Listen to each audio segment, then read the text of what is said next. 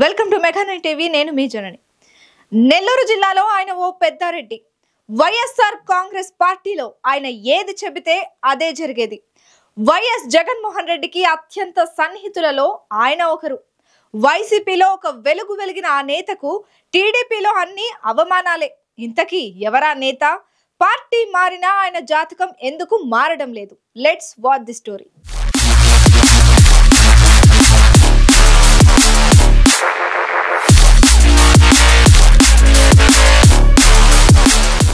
నెల్లూరు జిల్లాలో వేమిరెడ్డి ప్రభాకర్ రెడ్డి అంటే తెలియని వ్యక్తి లేరు.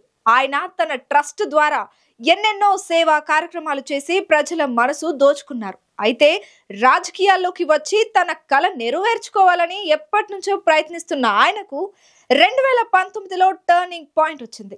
వైసీపీలో చేరిన వేమిరెడ్డి ప్రభాకర్ రెడ్డిని జగన్ రాజ్యసభకు పంపారు. ఆ తర్వాత కూడా వేమిరెడ్డికి వైసీపీలో ఎంతో గౌరవం ఉండేది. నెల్లూరు జిల్లా వరకు వైసీపీలో ఆయన ఏది చెప్తే అదే జరిగేది. జగన్తో వేమిరెడ్డి యాక్సెస్ కూడా అంతే స్థాయిలో ఉండేది. అయితే 2024 ఎన్నికలకు ముందు అనూహ్యంగా ఓ విషయంలో తన మాట నెగ్గకపోవడంతో వేమిరెడ్డి వైసీపీని వీడి టీడీపీలో చేరారు. దీంతో టీడీపీలో కూడా ఆయన నెల్లూరు ఎంపీగా నిలబెట్టింది.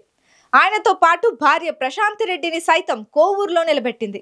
ఈ 2 సీట్లలోనూ గెలిచి వేమిరెడ్డి దంపతులు జిల్లాలో తమ స్థాయి ఏంటో చూపించారు. అలాగే ఉమ్మడి నెల్లూరు జిల్లాలోని 100 నియోజకవర్గాలలో టీడీపీ అభ్యర్థుల గెలుపుకు ఆర్థికంగా అండగా నిలిచారు. ఇక్కడ వరకు అంతా బాగానే ఉంది. ఆ తర్వాతే అస్సలు కథ మొదలైంది. గత 6 నెలల్లో జిల్లాలో టీడీపీ నేతలు చేపట్టే కార్యక్రమాలకు వేమిరెడ్డి నామమాత్రంగా ఆహ్వానాలు అందుతున్నాయట. కొన్ని సందర్భాల్లో బ్యానర్లలో, కరపత్రాల్లో సైతం కనీసం ఆయన ఫోటో కూడా వేయకుండా కొందరు ఎమ్మెల్యేలు అవమానిస్తున్నారని వేమిరెడ్డి ఆవేదన చెందుతున్నారు. జిల్లాలోని ప్రతి ఎమ్మెల్యే గెలుపుకు సాయపడ్డ తనను కూరలో కరివేపాకులాగా తీసేస్తున్నట్లు ఆయన మదన పడుతున్నారు. ఇటీవల కార్పొరేషన్ లో జరిగిన ఒక సమావేశంలో అందరినీ స్టేజ్ మీదకు పిలిచి శాలువాలు కప్పి పుష్పగుచ్చాలు ఇచ్చిన వేమిరెడ్డిని కనీసం పిలవకపోవడంతో లేచి వెళ్లిపోయారు.